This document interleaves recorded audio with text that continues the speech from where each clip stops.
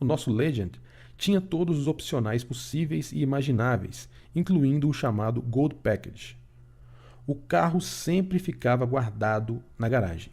Nosso revendedor Acura fazia toda a manutenção. Nós até usávamos óleo sintético Mobil One. O carro tinha um bom conjunto de pneus Michelin MX-V4, com pouca quilometragem. E o mais importante, tínhamos comprado aquele carro novo. Meu anúncio detalhava várias dessas características. Permitam-me que eu descreva alguns dos tipos que vieram a ver o nosso carro. Comprador 1. Mulher executiva sênior de uma empresa de marketing. Ela chegou dirigindo um Infiniti Q45. Quando vi aquele carro, perguntei-lhe por que ela estava interessada num Legend, já que o seu Q45 parecia quase novo. Ela respondeu que o Q45 era de seu marido e que eles haviam comprado usado há quase um ano. Na verdade, ela acabava de olhar diversos Legends Infinitis com proprietários anteriores, em diversas revendas. Deixou claro que sua família sempre comprava veículos usados. Não era leal a nenhuma marca de automóvel, mas ela e o marido davam preferência a alguns veículos, Acura Legend, Infiniti Q45 e Lexus 40. No dia em que me visitou, tinha tirado a tarde livre do trabalho. Tinha um mapa da área de Atlanta e havia marcado a localização de revendedores selecionados e os endereços dos revendedores particulares. Dessa maneira, deixou claro para mim que estava bem consciente de muitas oportunidades atraentes. Ficou óbvio para mim que essa mulher era muito capaz de avaliar um carro usado. Imediatamente, ela apontou para um pequeno amassado na porta do motorista. Examinou o interior, o compartimento do motor e a lataria. Daí me perguntou por que eu queria vender o carro. Respondi: meus filhos adolescentes têm aversão a carros de passeio de 4 portas. Para eles, um Legend só serve para gente chata de meia idade, como seus pais. Eles prefeririam um utilitário 4x4, até mesmo bem usado, ou um carro esporte de 2 portas. Ela fez uma pausa e refletiu sobre meu comentário. Pensando bem, eu creio que ela teria preferido outra resposta. Gostaria que eu dissesse que estava vendendo o carro devido a obrigações financeiras? Isso a colocaria numa posição de barganha muito mais forte. Mesmo assim, tentou negociar o preço mais baixo. Perguntou: qual é o preço mais baixo que o senhor está disposto a aceitar? Respondi: se não conseguir vender o carro em 30 dias, vou pensar em abaixar o preço. Mostrei-lhe então a pasta com todos os registros de manutenção. Selos adesivos originais de fábrica. Ela deu meia volta, entrou no Q45 do seu marido e foi embora. Nunca mais ouvi falar dela. Estou convencido de que ela encontrou exatamente o bom negócio que estava procurando, ou seja, um veículo usado de último tipo, comprado de alguém que estava com pressa de vender. Comprador 2. Um homem vice-presidente de uma instituição financeira regional. É interessante saber o cargo exato deste homem. Era vice-presidente do departamento de leasing de veículos de sua empresa, ou seja, alguém com conhecimentos excelentes sobre o verdadeiro valor de um veículo. Compreendia também as vantagens relativas de comprar ou fazer leasing. E note, esse especialista em leasing de veículos novos passa boa parte do seu tempo procurando bons negócios em veículos usados. O comprador 2 também estava em busca de um ótimo negócio. Estava interessado em várias marcas de bons carros japoneses, mas assim como a compradora número 1, não tinha muita lealdade a nenhuma marca em especial. Passou bastante tempo examinando os documentos de manutenção e outros registros do meu Acura. Daí fez a mesma pergunta da compradora 1. Não quero ofendê-lo, mas qual é o preço mínimo que o senhor aceitaria por esse Acura? Eu lhe dei a mesma resposta que havia dado para a compradora 1. Ele também foi embora. Continuo esperando seu telefonema até hoje. Comprador 3. Homem rico, ex-proprietário de empresa. O comprador número 3 era o mais interessante de todos com quem tive contato. Quando ligou, disse que pretendia levar sua mulher até o shopping center. Perguntou sobre a localização da minha casa, que achou ideal em relação ao shopping. Chegou com sua mulher logo depois do telefonema, num BMW Série 5, que parecia recém-saído da loja. Assim eu lhe perguntei por que tinha necessidade de comprar o Acura. Ele me disse que o BMW era de sua esposa e passou a examinar o Acura de alto a baixo. Enquanto isso, tive uma interessante conversa com sua esposa. Ela me informou que o marido acabava de vender sua participação numa bem-sucedida companhia de software. Eram milionários. O marido continuava trabalhando como consultor daquela organização, mas agora tinha mais tempo para fazer outras coisas. Ela me disse também que seu marido jamais havia comprado um carro novo nos 30 anos do seu casamento. Ela está sempre à procura de bons negócios em veículos. Tem particular predileção por carros usados japoneses e alemães de boa qualidade, mas nunca, absolutamente nunca, tem pressa de comprar. Como muitas pessoas do grupo, pesquisadores e compradores de carros usados, ele obtém imenso prazer em encontrar bons negócios com vendedores particulares que têm carro de mais e capital de menos. Creio que é por isso que ele passou um bom tempo me interrogando. Perguntou-me qual era a minha profissão e se meus negócios iam bem. Talvez tivesse achado que eu era um executivo desempregado. Senão, por que eu estaria em casa, no meio da tarde, de calça caqui e camisa de flanela? Respondi que sou escritor e que estava trabalhando no meu livro número 4. Daí ele perguntou se os meus outros livros estavam vendendo bem. Otimamente, respondi. Ele então franziu a testa e fez a grande pergunta. O senhor estaria interessado em abater 1.500 do preço que pediu? Mais uma vez respondi. Talvez daqui 30 dias. Se até lá não conseguir vender, também continuo esperando esse sujeito. Ele apareceu impressionado com a boa manutenção do carro, de modo que logo antes de partir, perguntou se eu pretendia vender algum dos meus outros carros. Apontou para o meu Camaro Z28 de alto desempenho. Tive de recusar a sua oferta por esse carro também. Comprador 4. Mulher, professora. Não é interessante que um número desproporcionalmente alto de compradores de carro usado sejam professores secundários e universitários? A compradora número 4 me ligou no fim da tarde de sexta-feira, quando as tarifas telefônicas mais baixas de fim de semana entram em vigor. Tinha uma montanha de perguntas a me fazer. Depois desse intenso interrogatório, me informou que morava a centenas de quilômetros de Atlanta, lá na terra do algodão. Disse que estava telefonando para muitas pessoas que haviam anunciado a cura Legends nos jornais de Atlanta. Prometeu retornar a ligação na quarta-feira seguinte. Manteve a promessa e perguntou se eu poderia lhe enviar por fax as provas de que não havia hipoteca sobre o veículo. Perguntou também se seria possível obter uma lista mais detalhada dos acessórios do carro. Eu lhe enviei por fax o título e uma cópia dos selos adesivos originais de fábrica, os preços e as opções.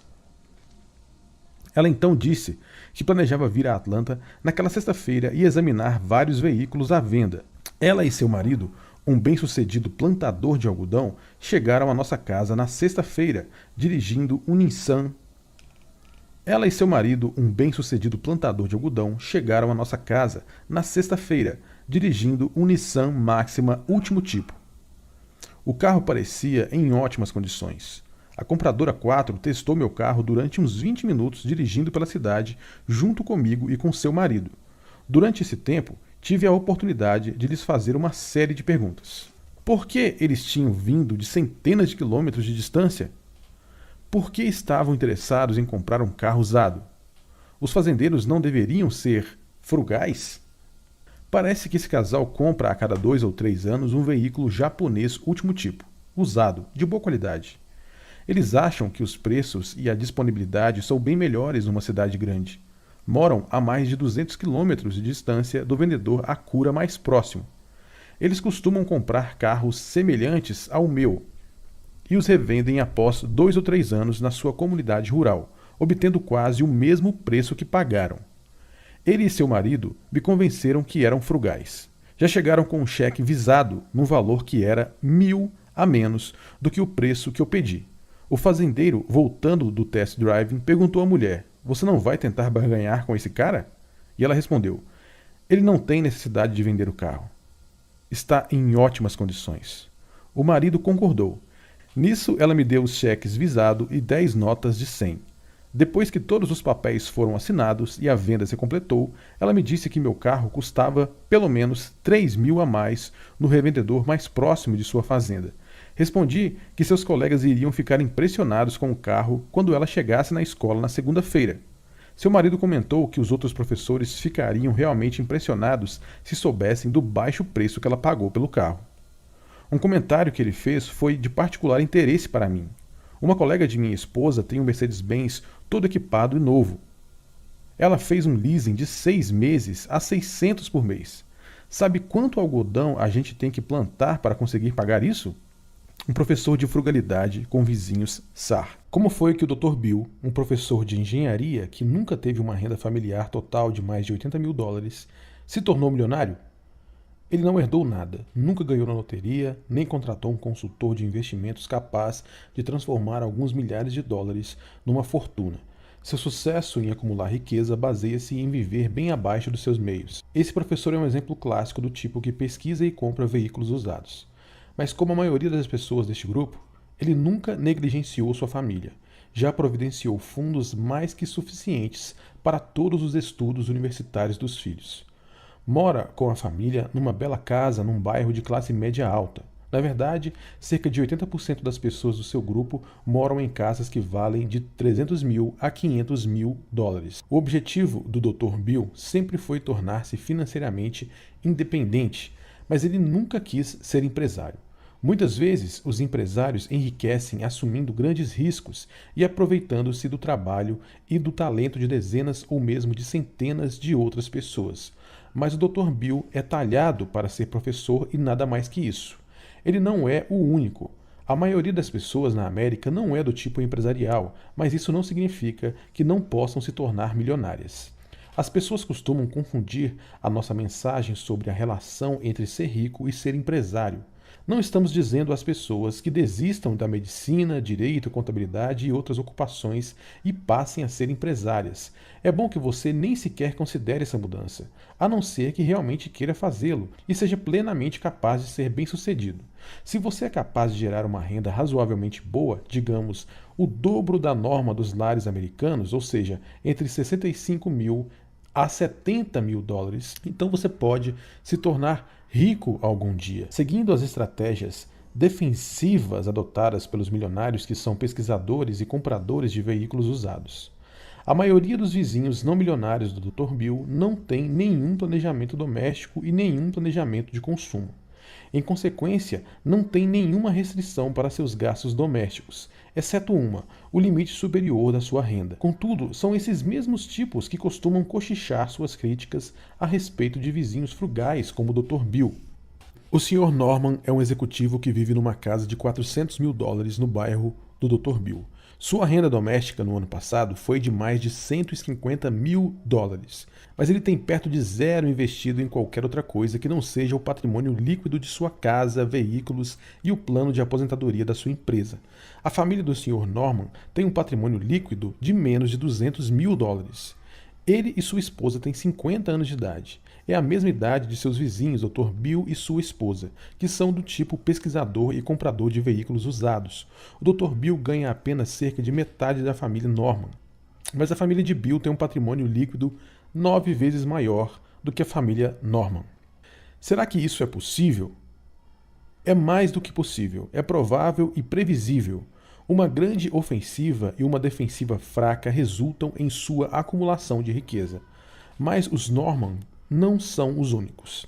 Existem muito mais subacumuladores no seu bairro do que acumuladores prodigiosos como o Dr. Bill e sua família. Os SAR, como os Norman, acham degradante a ideia de comprar um carro usado. Para eles, um carro usado está fora de cogitação. Já seu vizinho, o Dr. Bill, nunca se sentiu humilhado ao pesquisar carros usados de boa qualidade. Na verdade, essas aquisições lhe dão grande satisfação. Ele supõe que, ao longo dos anos, só comprando carros usados em vez de novos, já economizou o suficiente para financiar por completo os estudos universitários e pós-universitários de um de seus filhos. Onde foi que o Dr. Bill comprou seu mais recente carro, um BMW Série 5 de 3 anos de idade?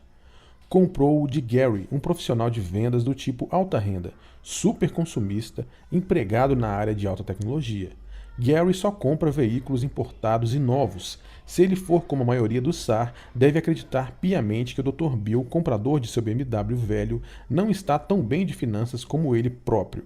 Esse é um dos sintomas reveladores do SAR. Eles costumam achar que possuem mais riquezas do que seus vizinhos. Muitos SAR também acreditam que as pessoas possuem o melhor carro que conseguem comprar. Agora considere essa situação de outro ângulo. Gary, o SAR, está na verdade financiando as compras de veículos do Dr. Bill. Gary assume o grosso da depreciação, que ocorre nos primeiros 3 anos, e em seguida transfere a propriedade de um excelente automóvel para o Dr. Bill, o milionário frugal. Outro fator, já que Gary é empregado e não autônomo, não pode descontar a depreciação de seu imposto de renda. Além disso, Gary não tem amigos, parentes nem clientes que trabalhem com carros. Ele não consegue nenhum super desconto de algum tio proprietário de uma revenda. Tampouco obtém reciprocidade de algum cliente ou freguês que esteja no ramo dos automóveis. Ele consome veículos puramente por prazer. O que é importante para Gary, o Sr. Norman e outros SAR ficarem sabendo?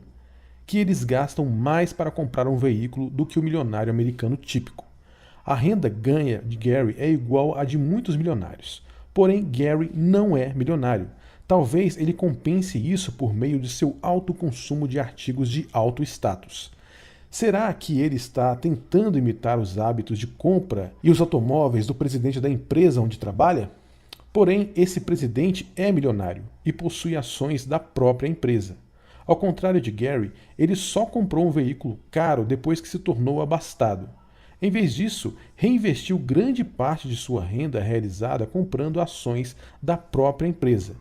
Em contraste, Gary faz suas compras de artigos caros antecipando que algum dia será rico. Porém, é muito pouco provável que esse dia vá chegar. Pronto-socorro econômico. Seus pais não lhe deram ajuda financeira. Uma carta. Prezados Dr. Stanley e Dr. Danko, acabo de ler um artigo sobre sua pesquisa sobre os milionários. Minha esposa tem um fundo em seu nome, já vencido, que seus pais não querem lhe entregar. Minha sogra está sempre tentando nos desanimar, exigindo mais documentos e mais burocracia. Parece que ela está decidida a nunca soltar o dinheiro desse fundo para minha esposa. Será possível que o senhor tenha entrado em contato com a família de minha esposa durante a sua pesquisa? O sobrenome dela é há um espaço sem revelar o nome. Ou talvez os senhores poderiam sugerir alguma outra fonte que nos dissesse quanto está acumulado nesse fundo? O autor dessa carta e sua esposa precisavam de dinheiro urgentemente. O autor, vamos chamá-los de Louis, é casado com uma mulher, que chamaremos de Mary, que vem de uma família rica. Mary recebe mais de 15 mil por ano de seus pais em presentes financeiros. Ela vem recebendo essas doações, assim como outras formas de ajuda, desde que se casou com Louis, há quase 30 anos. Hoje, ela e seu marido estão com 50 e poucos anos de idade, moram numa bela casa num esplêndido bairro. São sócios de um clube de campo. Ambos gostam de jogar tênis e golfe. Cada um tem um carro importado de luxo. Usam boas roupas e estão envolvidos socialmente com várias associações sem fins lucrativos. Antes, participavam ativamente no levantamento de fundos para as escolas particulares de seus filhos. Ambos gostam de bons vinhos, comidas finas, divertimentos, joias de alta qualidade e viagens ao estrangeiro. Seus vizinhos acreditam que Louis e Mary são ricos. Alguns estão firmemente convencidos de que o casal é multimilionário. Mas as aparências enganam, eles não são ricos. Será que pelo menos têm uma alta renda? Não, nenhum dos dois ganha muito. Mary é dona de casa, Louis é administrador de uma universidade local. Nunca no longo casamento os dois ganharam uma renda anual superior a 60 mil, embora tenham um estilo de vida semelhante ao das pessoas com renda de pelo menos o dobro da sua. Você saberia achar que esse casal é ótimo no quesito orçamento e planejamento. Se não fosse assim, como conseguiriam ter um nível de vida tão alto com uma renda tão baixa? Mas Louis e Mary nunca fizeram um orçamento em toda a sua vida de casados. Todos os anos, eles gastam mais do que ganham. Também gastam todo o dinheiro que Mary recebe de seus pais. Em resumo, Mary e Louis conseguem viver de uma maneira tão pródiga porque são receptores daquilo que chamamos de pronto-socorro econômico. Com isso, estamos nos referindo aos presentes econômicos substanciais e atos de generosidade que alguns pais dão a seus filhos e netos adultos. Este capítulo vai explorar as implicações do PSE e como isso afeta a vida dos que dão e dos que recebem. PSE, Pronto Socorro Econômico. Muitas pessoas que hoje distribuem PSE já demonstraram grande capacidade para acumular dinheiro numa fase mais jovem da vida. Em geral, são frugais quando se trata de seu próprio consumo e estilo de vida, mas alguns deles não são nada frugais quando se trata de oferecer a seus filhos e netos. Esses pais se sentem impedidos ou até mesmo obrigados a providenciar apoio econômico para seus filhos adultos e suas respectivas famílias. Qual é o resultado dessa generosidade? Os pais que oferecem certas formas de PSE têm significativamente menos riqueza do que outros pais dentro do mesmo grupo de idade, renda e ocupação cujos filhos adultos têm independência econômica. E, em geral, quanto mais dinheiro os filhos recebem, menos eles acumulam, ao passo que os que recebem menos dinheiro acumulam mais. Os provedores de PSE costumam concluir que seus filhos adultos não seriam capazes de manter um estilo de vida de alto consumo, de classe média ou classe média alta sem subsídios. Em consequência, um número cada vez maior de famílias chefiadas pelos filhos e filhas dos ricos estão desempenhando o papel de membros bem-sucedidos da classe média alta, geradores de alta renda. Mas esse estilo de vida não passa de uma fachada. Esses filhos e filhas dos ricos são grandes consumidores de produtos e serviços de alto status, desde casas coloniais em bairros elegantes até carros importados de luxo, desde seus clubes de campo até as escolas particulares que escolhem para os filhos. Eles são a prova viva de uma simples regra em relação ao PSE. É muito mais fácil gastar o dinheiro dos outros do que os dólares que a própria pessoa produz. O PSE é muito comum na América. Mais de 46% dos ricos nesse país doam pelo menos 15 mil em PSE todos os anos para seus filhos ou netos adultos. Quase a metade dos filhos adultos dos abastados com menos de 35 anos de idade recebem de seus pais presentes anuais em dinheiro. O PSE vai declinando à medida em que os filhos adultos vão ficando mais velhos. Cerca de 1 em cada 5 filhos adultos na casa de 40 ou 50 anos recebe esses presentes. Note, por favor, que essas estimativas se baseiam em levantamentos sobre os filhos adultos dos abastados e que as pessoas que recebem PSE costumam subestimar tanto a frequência como o volume real desses presentes. É interessante que nas pesquisas, os que dão os presentes relatam uma frequência e um volume muito mais altos do que os filhos adultos que os recebem. Grande parte do PSE é distribuído em somas totais ou de maneira irregular. Por exemplo, pais e avós ricos costumam doar a seus filhos uma coleção inteira de moedas, selos e presentes semelhantes de uma vez só. Cerca de 1 em cada 4 pais abastados já deu coleções assim a seus filhos ou netos adultos. Também as despesas médicas e dentárias costumam ser precipitadas pela necessidade que tem um neto ou filho de ortodontia ou cirurgia plástica. Cerca de 45% dos abastados já financiaram as despesas médicas dentárias de seus filhos ou netos adultos.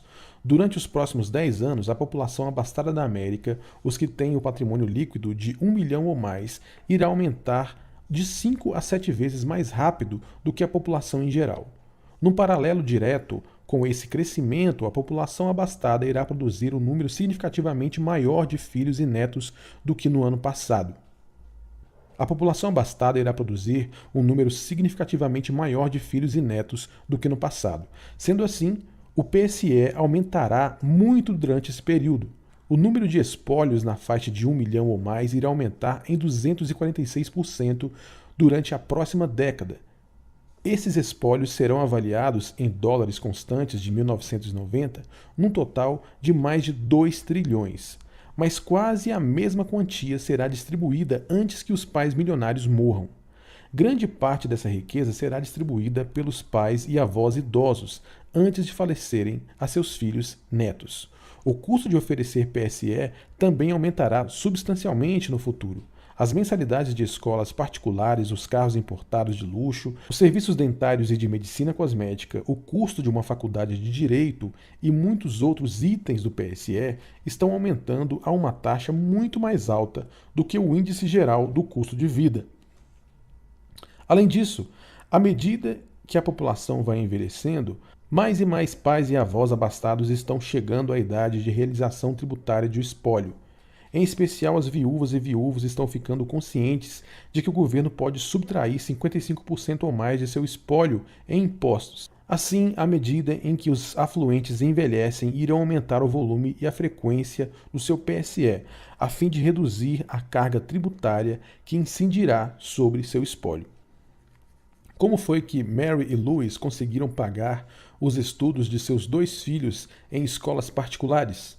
Ora, não conseguiram. Foram os pais de Mary que pagaram a conta. Isso é raro? Pelo contrário. Nossa pesquisa indica que 43% dos milionários da América que têm netos pagam integral ou parcialmente as mensalidades das escolas particulares. Nós nos referimos a esses subsídios como aperfeiçoamento educacional da terceira geração. Há pouco tempo discutimos essa forma de PSE como um público de avós abastadas. Nós lhe apresentamos os resultados de nossa pesquisa sem aprovar nem criticar esse comportamento. Depois da apresentação, respondemos perguntas. Uma daquelas senhoras então declarou: "Estou absolutamente indignada. Ora, o que eu haveria de fazer com o meu dinheiro? A família de minha filha está tendo dificuldades para pagar as contas. O senhor sabe os problemas que têm as escolas públicas nessa região? É claro que estou mandando meus netos para uma escola particular." Para nós é óbvio que essa avó não está muito à vontade com o PSE que está oferecendo à família de sua filha. O problema real não é o que está acontecendo com as escolas públicas. O problema é que a família de sua filha está numa situação de dependência econômica. A avó está tendo dificuldades para encarar o fato de que sua filha se casou com um homem incapaz de ganhar uma alta renda. A filha e os netos talvez não consigam residir num ambiente adequado à situação da avó, de classe média alta. Assim, a avó está decidida a melhorar a situação da família da filha. Deu uma grande contribuição para a compra de uma casa que estava acima do alcance da sua filha e genro. A casa fica numa área elegante onde a maioria dos moradores mandam os filhos para as escolas particulares. A única maneira com que seus filhos poderiam residir numa área residencial de consumo tão alto é com pesadas doses do PSE oferecido pela avó. Porém, esta não percebe que este ambiente tem mais desvantagens do que vantagens em relação à autossuficiência, mesmo que esta signifique aceitar um estilo de vida menos abastado. Mary se parece muito com a filha dessa avó que veio assistir à nossa palestra. Ambas receberam PSE, e em ambos os casos, as doadoras fizeram a mesma suposição. O PSE irá dar um empurrão nos jovens, e depois não vai mais ser necessário. Só que essa hipótese está errada. A mãe de Mary vem lhe dando PSE há mais de 25 anos. A família de sua filha depende economicamente dela. Louis também aproveitou o PSE. Logo depois de casar, deixou o seu emprego para fazer um curso de mestrado. Seus próprios pais pagaram as mensalidades universitárias e todas as despesas relacionadas. Isso não é absolutamente raro. Na verdade, 32% dos milionários da América pagam pela pós-graduação dos seus filhos adultos. O primeiro filho do casal nasceu pouco depois que Louis começou a fazer sua pós-graduação. A mãe de Mary não gostava do apartamento que o casal alugou, perto da universidade que Louis frequentava. Ela assumiu a responsabilidade de mandar uma faxineira regularmente para dar um jeito na casa. Mas, para ela, esse não era o ambiente ideal para a família de sua filha. Assim, a mãe ofereceu-se para ajudar o casal a comprar uma casa. Louis ajudava a pagar as contas. Ganhava algumas centenas de dólares por mês na universidade, num emprego de meio período como assistente. Naquela época, Mary não trabalhava. Na verdade, desde que se casou, sempre foi dona de casa em tempo integral. A mãe de Mary deu uma entrada considerável para a compra da casa. Quase 6 em cada 10, 59% dos abastados que têm filhos adultos, nos dizem que ofereceram aos filhos assistência financeira para adquirir casa própria. A mãe de Mary também pagava as prestações da hipoteca da casa. Note que 17% dos milionários que entrevistamos mencionaram que fizeram tais pagamentos. No início, a ideia da mãe de Mary era oferecer esses fundos como um empréstimo sem juros. Porém, no fim, o empréstimo foi convertido numa doação. Esses empréstimos a fundo perdido são considerados normais entre os que recebem PSE. Dos abastados da América, 61% oferecem esses empréstimos a seus filhos adultos.